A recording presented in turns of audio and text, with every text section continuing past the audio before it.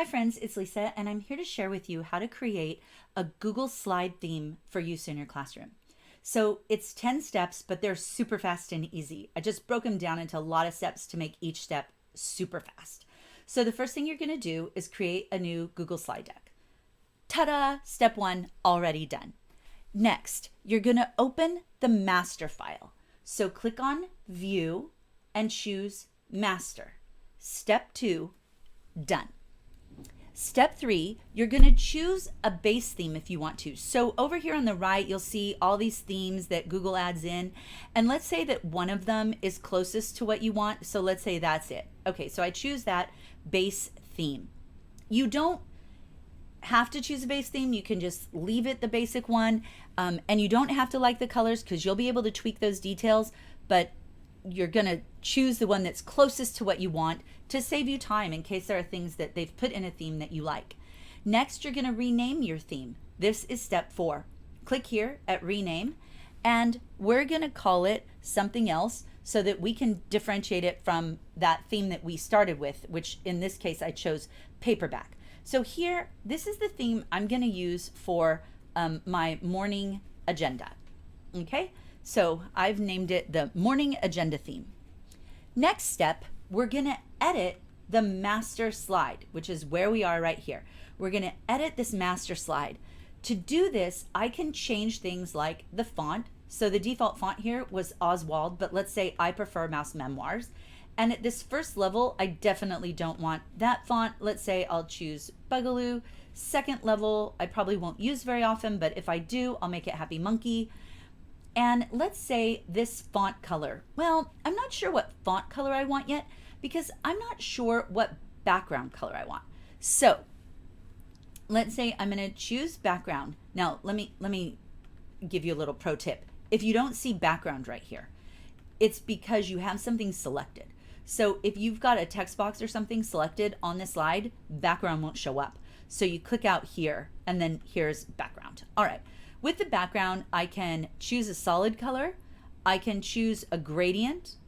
I can put in a custom gradient or a custom color. I can upload an image that I want to serve as a background, whatever I want. Let's say I'm going to choose this color. Okay, there it is. Now I'm going to make my text color white so that it shows up. And I'm also going to make my text a little bit bigger, I think. So you just edit this however you want. What do you want it to look like? When you operate in your Google Slide, what do you want the default to be? That's all we're doing right here, right?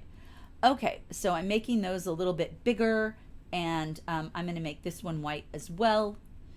Okay, so I've changed that background, and I've changed the fonts and the colors, and this is how I want it to look. Now, some of you are looking over here at the layouts going, really? That's how you want it to look? No, it's just that I want to show you what you can do. So no, I'm probably not going to have red and purple together. Well, it is kind of a reddy pink. All right, that's step 5. You're already half done. Now you check. Step 6 is really kind of a gimme, but what you do with step 6 is that you need to check these layouts just to make sure that like, oh wait, okay, I actually want that to be white as well, right? Because you may use one of these other layouts and you think, oh wait, okay, I don't actually want it to be that color. Maybe I want that to be that color, right? So when you go to these layouts, they may look different than you want. And so you may want to change those as well. Okay, so step 6 is to check each of these child layouts. We did the master, but now let's look at those child layouts really quickly to make sure. And you can design some of them if you want as well, but that's beyond the scope of this little tutorial. All right, now you're going to save this theme as a template. So up here, I'm going to call it Morning Agenda Template. And I'm calling it a template to remind myself, don't copy this as a presentation, right? This is your template. Okay, so that's step 7, and that's really done. You've actually done it. Now what I want to do is show you how to use it. So I'm going to go back to my Google Drive, and I'm going to click New and Google Slides. So I've opened up a new Google Slides presentation, and over here on the bottom right, it says import theme. That is step 8, is to actually use it. You click import theme. And you will now find step 9, look for your template. I called it morning agenda template. That made it easy to find.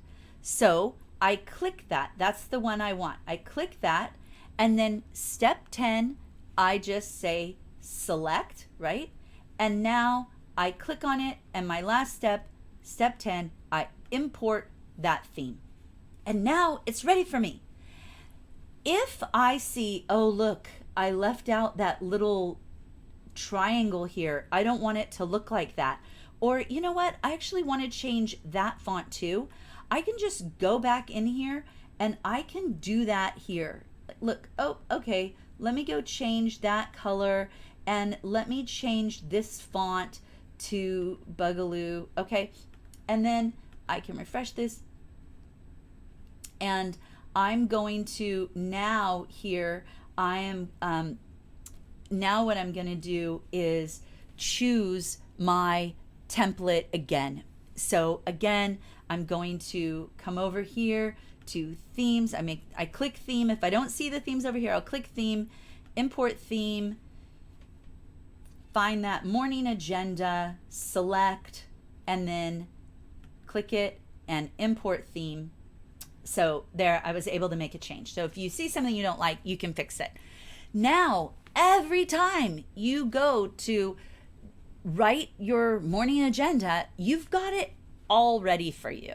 Super fast. You can create 3 or 4 of these for the types of slides that you use a lot, and you will always have them ready for you.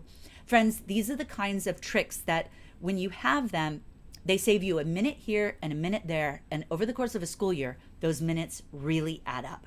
I hope it was helpful. If you have any questions, put it in the description box below.